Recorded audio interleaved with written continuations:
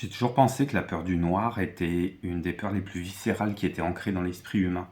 Avec cette carte de la nouvelle lune en Scorpion qui nous demande de travailler sur nos peurs, j'entends que on marche à tâtons.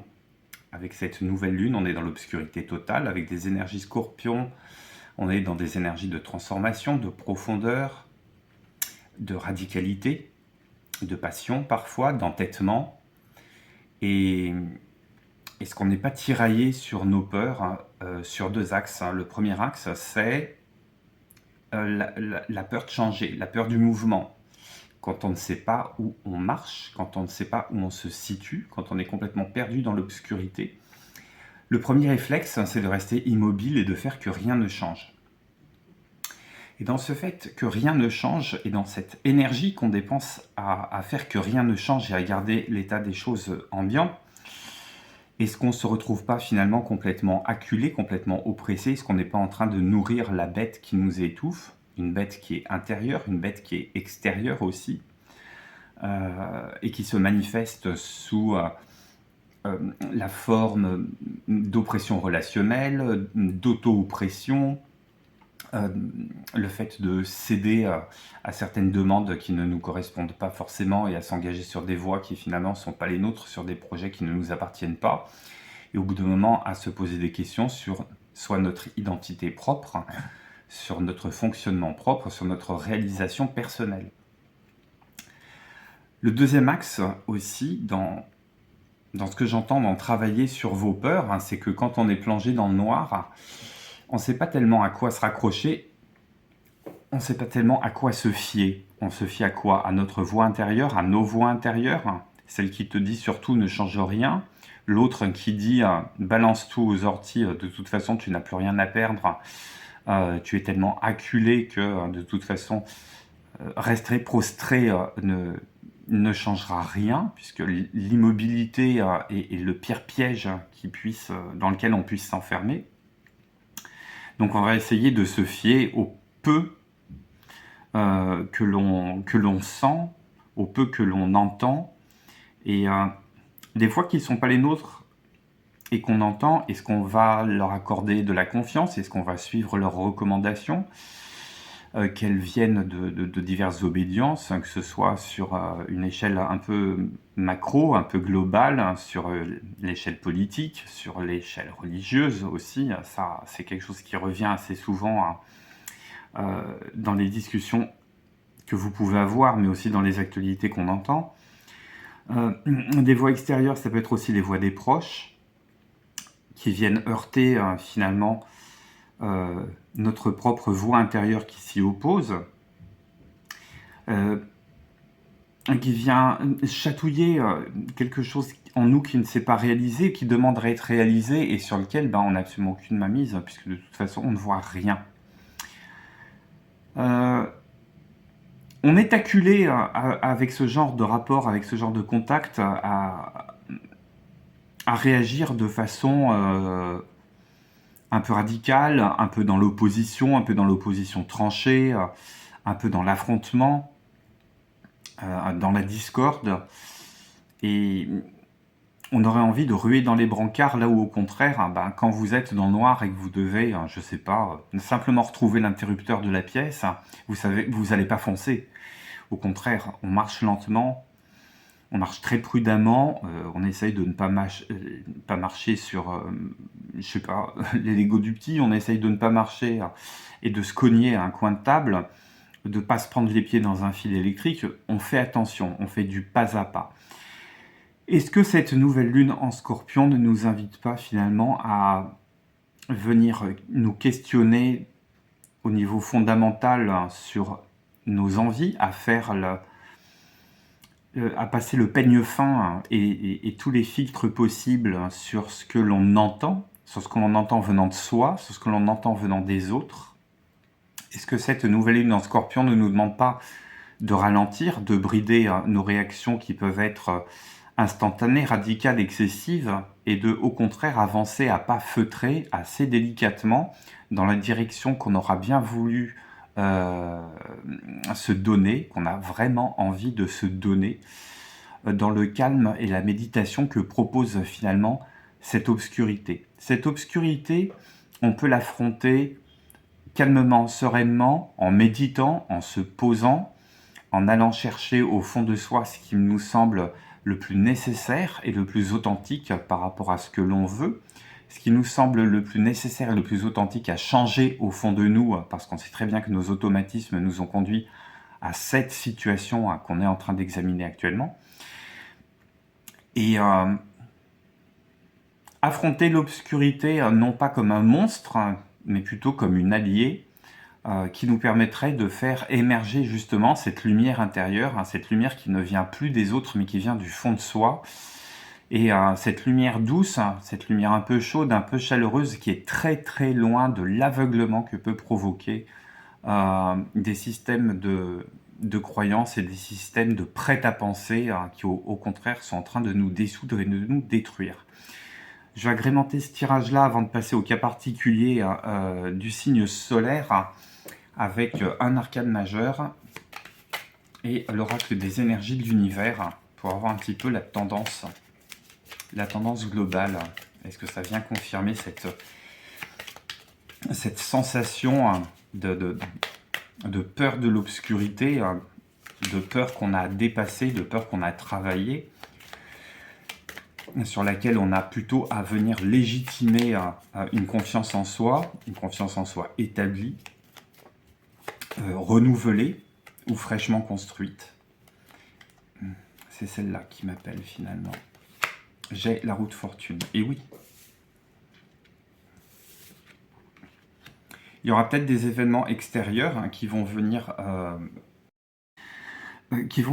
vous remuer, nous remuer aux alentours de cette nouvelle lune et qui va faire avancer les choses dans le bon sens si les événements sont positifs et vont globalement dans l'énergie que vous aviez envie de déployer.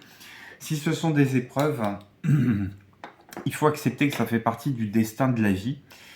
Il faut accepter que ça fait partie des épreuves sur lesquelles on a besoin de se révéler, de se renouveler, de travailler sur soi, de corriger des défauts, des impairs, des automatismes, des programmations qui datent de l'éducation, de l'enfance, des traumatismes des années précédentes, des expériences vécues, qu'elles soient personnelles, qu'elles soient professionnelles, qu'elles soient sociales.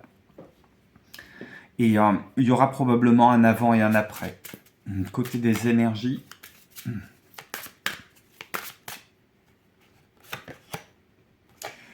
j'ai le souffle de vie. Alors j'ai la carte 10, j'ai la carte 27, 2 et 7, si je réduis ça me fait 9. Donc on est vraiment sur l'achèvement de quelque chose, l'aboutissement de quelque chose. C'est assez récurrent dans les tirages, cette idée d'aller clôturer des situations qui étaient bancales ou qui demandaient à être affinées. Il y a une énergie nouvelle qui vient du cœur, une énergie d'impulsion du changement, de façon très délicate, très réfléchie, on s'abandonne. Je reviens à cette histoire d'obscurité quand on regarde sur la carte, la personne qui est représentée a les yeux fermés. Le regard est tourné vers l'intérieur, le regard est tourné en direction du cœur. Il y a presque un examen de conscience à venir décortiquer ses sentiments, ses motivations profondes, ses envies, des envies pérennes de projets qu'on voudrait voir se développer en se persuadant que le désir de changement, c'est déjà le début du changement. Voilà ce que j'ai pour les énergies générales de cette nouvelle lune. On va regarder ce qui se passe pour votre signe. Bonjour les amis Cancer, j'espère que vous allez bien. Bienvenue chez l'âne. On va examiner ce qui se passe au niveau de vos peurs aux alentours de cette nouvelle lune, ce qui vous taraude, et puis trouver des clés de sortie, des clés de déblocage. Qu'est-ce que j'ai? Torture. Oh là.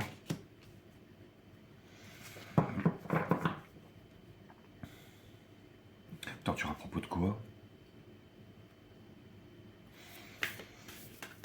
Ah, c'est rigolo parce que j'ai juste envie d'avoir la paix. J'ai envie d'être dans mon cocon, j'ai envie d'être bien entouré, j'ai envie que personne me touche déjà.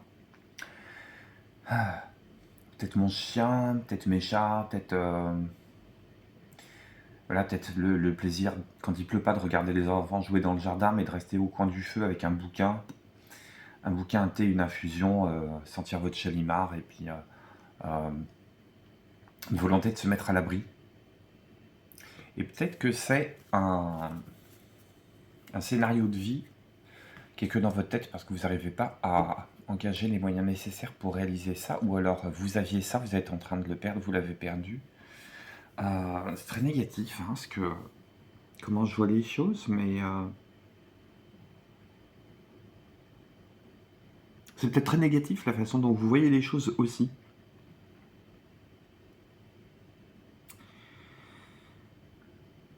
Euh, Est-ce qu'on n'est pas en train de noircir le tableau plus qu'il ne l'est? Je dis pas que la situation, elle est formidable et que vous êtes en train de tout saboter. Je dis juste que on se torture, on, on rumine, on noircit les choses. Si j'ai l'image de quelqu'un qui est en train de repasser, du stylo là où c'est déjà écrit. Euh, Si vous êtes de ma génération ou plus, vous avez dû connaître ces heures passées au téléphone où on avait le bloc-notes avec le stylo et on écrivait, on faisait des graffitis sur le papier, soit on notait des numéros, soit on notait des prénoms, on notait des trucs, c'était limite de l'écriture automatique.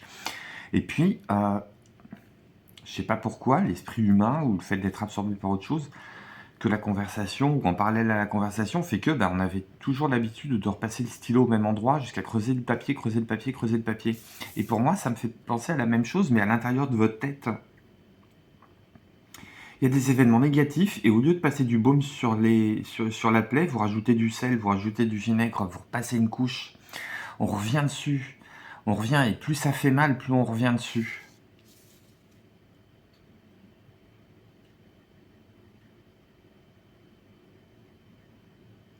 Quelle est la peur qui est associée à tout ça? Est-ce que c'est la peur de ne pas s'en sortir? Est-ce que c'est la peur d'avoir mis le doigt sur un fonctionnement qui est à la limite du masochisme? Est-ce que c'est la peur d'être condamné à voir son cœur se faire soit saigner par les autres, soit saigner par soi-même, parce que, par esprit de masochisme, on entretient ce qui ne va pas? Et ça peut être une peine, ça peut être une situation qui est problématique. Ça peut être on rejoue la scène pour créer des tensions aussi. On fait exprès de se mettre dans un alignement, planétaire qui fait que et soi et l'autre en face, les deux vont jouer le mauvais rôle, en créant le plus de tension possible. C'est la diagonale du fou, c'est très rigolo. Quand on fait du théâtre et quand on joue sur scène, il n'y a pas que dans l'intonation et dans les textes où on arrive à créer de la connivence ou du conflit, c'est dans le positionnement aussi. C'est J'ai les deux protagonistes qui sont côte à côte et qui se regardent tout en regardant la scène en même temps. Il y a toujours une forme de connivence ou de complicité, hein, une forme d'ouverture. Et même s'ils se disent des choses pas sympas, on a compris que c'était sous le sceau de la connivence et de la complicité. Et dès qu'on installe une diagonale, dès qu'il y en a un qui se met, je sais pas, au sud-ouest et l'autre au nord-est, la distance déjà crée une tension. On est obligé de parler plus fort, même si on se dit des jolies choses.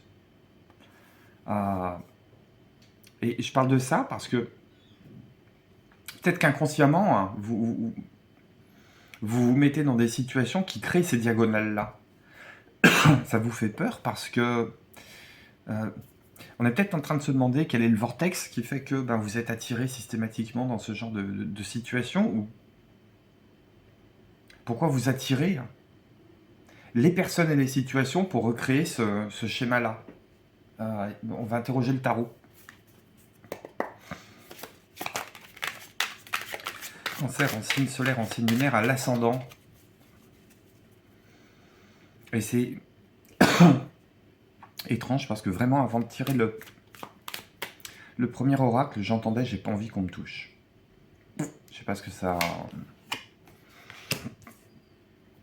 Je sais pas à quoi ça fait référence. Il y a un imprévu qui est en train de faire sauter une structure. On a peur d'un imprévu qui fasse sauter une structure. Même si c'est une structure inconfortable.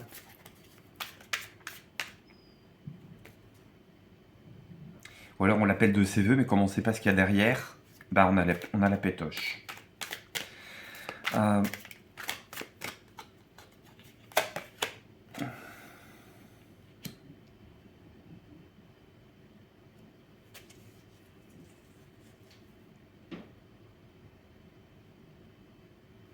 Soit on a peur de rencontrer quelqu'un qui va venir ruer dans les brancards. Et même en étant soit maladroit, soit très passionné, soit très violent, mais pas dans le sens physique du terme, hein, violent dans le sens symbolique, faire un petit peu sauter les verrous chez vous. Alors soit c'est un autre ou une autre vis-à-vis de vous, soit c'est vous vis-à-vis des autres, ou vous vis-à-vis de vous-même.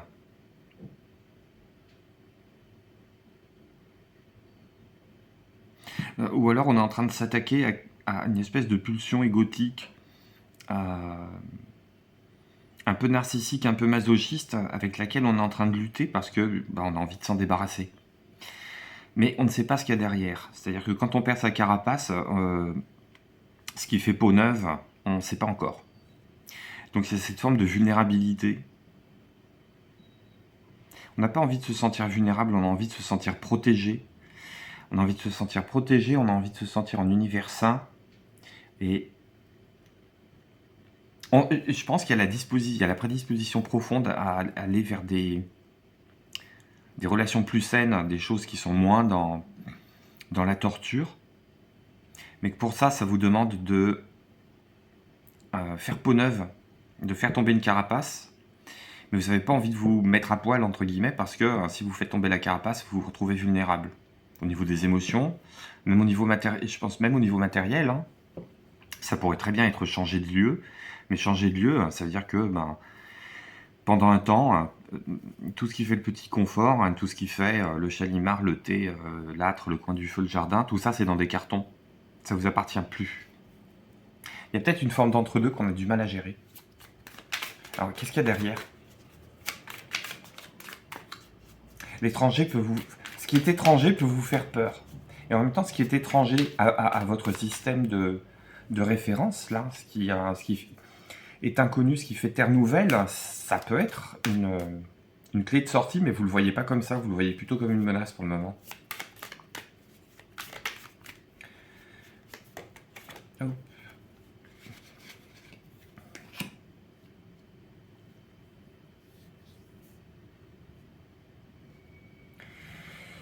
On aimerait bien trouver... Pardon. On aimerait bien trouver la bonne recette pour pouvoir briller, pour pouvoir être équilibré, pour pouvoir trouver un rayonnement intérieur. On n'arrive pas à se déployer totalement. On n'arrive pas à se déployer totalement parce qu'on observe comment les autres font, on se compare, et puis on est persuadé qu'il y a une recette toute prête qu'à appliquer pour aller combler ce qui est déséquilibré chez vous, ce qui est bancal, ce qui vous fait boiter, ce qui vous fait claudiquer, j'employais pour un autre signe. On n'a pas compris que la recette, elle n'est pas toute prête. Il y a la nécessité en fait d'aller chercher soi-même en expérimentant aussi. La tempérance, pour moi, c'est toujours quelqu'un qui fait des expériences avec des éprouvettes en mélangeant des liquides. Parfois, ça peut être explosif, parfois, ça révèle quelque chose avec des couleurs qu'on ne soupçonnait pas, des odeurs qu'on ne soupçonnait pas, des saveurs, des textures qu'on ne soupçonnait pas. Et je pense que c'est aller en tâtonnant, c'est sur le fruit de l'expérience qu'on va réussir à trouver une forme d'équilibre.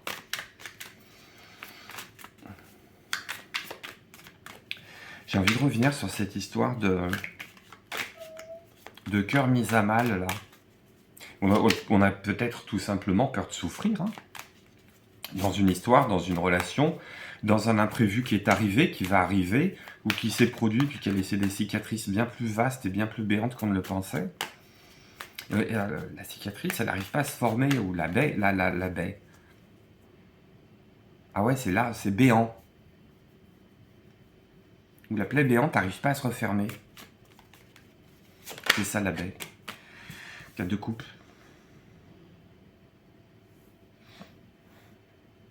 On a l'impression que plus rien ne sera jamais pareil et qu'on a grillé un peu toutes ces cartouches.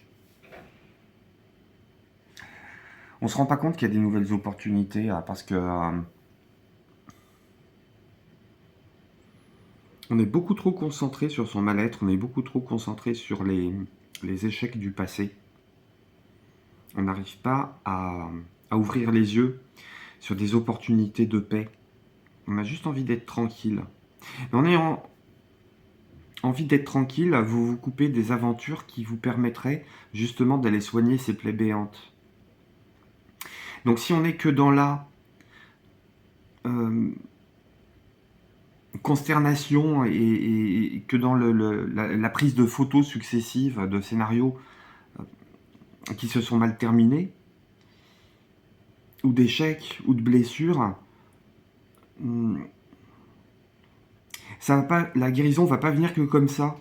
La guérison, elle vous demande plutôt d'aller expérimenter des choses, hein, pas de jouer les ermites et de revenir sur vous-même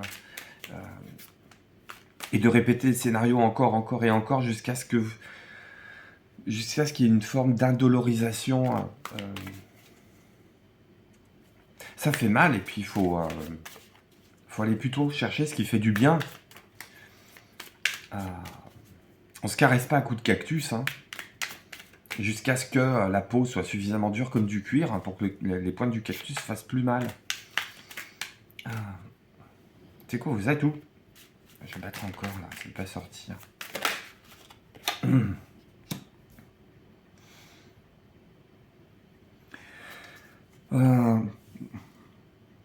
Alors, ce qui est positif dans votre attitude, c'est de réussir à visualiser les moments de bonheur. Mais des moments de bonheur qui sont un petit peu plus ouverts que le simple thé chalimard, âtre dans le salon et gamin qui joue dans le jardin. Rêver à plus grand. S'autoriser à rêver à plus grand.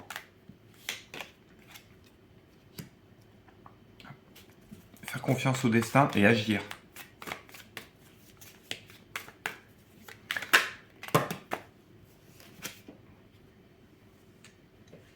Rêver. Rêver, mais rêver vraiment, pas cauchemarder. 3 deniers, reine de denier, roi d'épée. Waouh! Changer le système de valeurs des gens qui vous entourent. Allez vous aligner avec des bonnes personnes, des personnes qui sont un petit peu plus généreuses d'un côté, d'autres personnes qui ont une clairvoyance dénuée de tout engagement émotionnel, avec une logique qui est presque impitoyable, mais qui peut encore vous faire défaut aujourd'hui. Des personnes qui rayonnent, qui se sont fait seules, qui se sont réalisées seules, qui se sont des self-made men, des self-made women. Entourez-vous des gens qui incarnent une forme de succès, que ce soit dans la tête ou que ce soit dans la matière. Ça peut être aussi, dans certaines situations, pas hésiter à prendre rendez-vous avec un juriste, un avocat, un financier, un banquier, un docteur, un thérapeute. L'idée, c'est, au contact de ces personnes-là, par imprégnation, retrouver une forme d'alignement intérieur. Qu'est-ce que j'ai d'autre pour vous? Je travaille avec quelle énergie aux alentours de cette nouvelle lune? Il y a une très très belle opportunité ici. Ah bah, obscurité, lune. Épousez le changement. Faites confiance à votre intuition, sortez les antennes. Ouvrez les chakras, j'ai même envie de dire. Même s'ils sont déséquilibrés, c'est ouvrez les chakras, allez vous aligner sur les énergies ambiantes. Il y a une forme d'autarcie en fait. C'est ça qui vous bloque. C'est ça qui vous bloque, c'est ça qui vous fait peur. La peur de vous dissoudre si jamais vous vous ouvrez. On vous dit au contraire, si vous vous ouvrez pas, vous allez finir par crush down. comme les trous noirs. Vous allez finir par vous auto-absorber, par disparaître comme un point. Tac. Au contraire, l'idée c'est plutôt un mouvement d'expansion, hein, même si vous avez peur d'y perdre des bouts de vous. Au contraire, vous allez vous connecter à quelque chose de plus grand qui va venir vous restaurer dans l'histoire, parce que l'énergie qui a travaillé, c'est l'énergie de la lune, c'est l'énergie de l'obscurité. Restez câblé, restez connecté à ce que vous ressentez, sans y céder nécessairement. Je dis toujours, ressentir une émotion, ça ne veut pas dire obéir à une émotion. Ressentir une émotion, c'est accepter que le corps vous envoie une information, c'est analyser l'information, savoir d'où elle vient, pourquoi est-ce qu'elle vous emmène sur ces terrains réactionnels-là, et réagir en conséquence, mais pas réagir de façon automatique. Et puis pas réagir en se disant si je souffre, je suis vivante, si je souffre, c'est que je suis vivant. C'est moins masochiste que ça. Allez vous connecter à plus grand. Surtout qu'il y a des prédispositions, j'entends.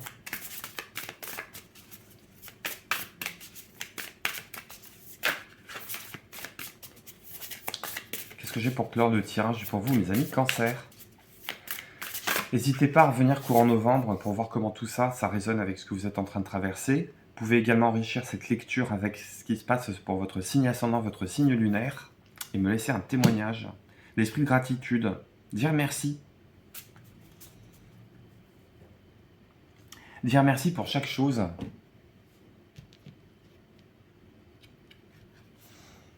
Je l'ai, hein, ma tasse de thé. Ma tasse de thé, mon jardin, avec des arbres un peu dépouillés côté feuilles, mais c'est la saison qui veut ça.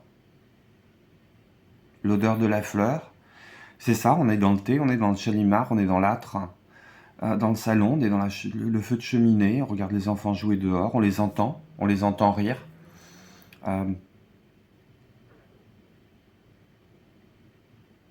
Mais ce genre de perception sont pas là pour vous dire tu es en sécurité, ils sont là pour vous dire maintenant que ça t'est accordé, remercie pour ce qui t'est donné. Ça reprogramme les configurations de l'esprit, ça reprogramme c'est une reprogrammation de ce que vous êtes en train de recevoir en termes de cadeaux. Ça peut être petit, ça peut être partiel, ça peut être incomplet, mais ça a le mérite d'exister. Ça a le mérite d'être le début, le début d'un chemin. On vous demande d'appréhender les choses différemment, de redonner la bonne mesure, la bonne échelle à ce qui vous est accordé en bon comme en moins bon. C'est pas surestimer ou sous-estimer les situations, les êtres, les relations. C'est regarder les situations à leur réelle mesure. En se disant que les impacts sont toujours limités parce que c'est à vous de leur accorder la puissance qu'ils ont ou pas.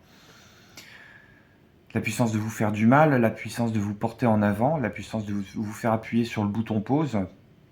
Mais en fait, la télécommande, elle est dans vos mains. Je ne sais pas si j'arrive à me faire comprendre. C'est vous qui décidez si vous pouvez appuyer sur le bouton pause et savourer l'instant et dire merci. Ou reprendre la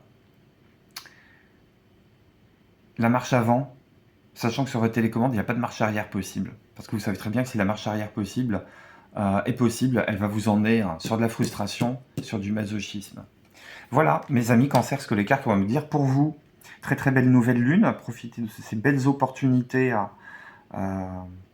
pour aller vers plus de sérénité, vers plus d'avant, vers plus d'équilibre et de réalisation. Laissez-moi un pouce pour soutenir la chaîne et rendre la vidéo plus visible pour d'autres personnes qui ont besoin d'entendre ce message. Abonnez-vous si ce n'est déjà fait, likez, partagez. À très bientôt sur la chaîne de Dame Divination. Je vous embrasse, prenez soin de vous, bye bye.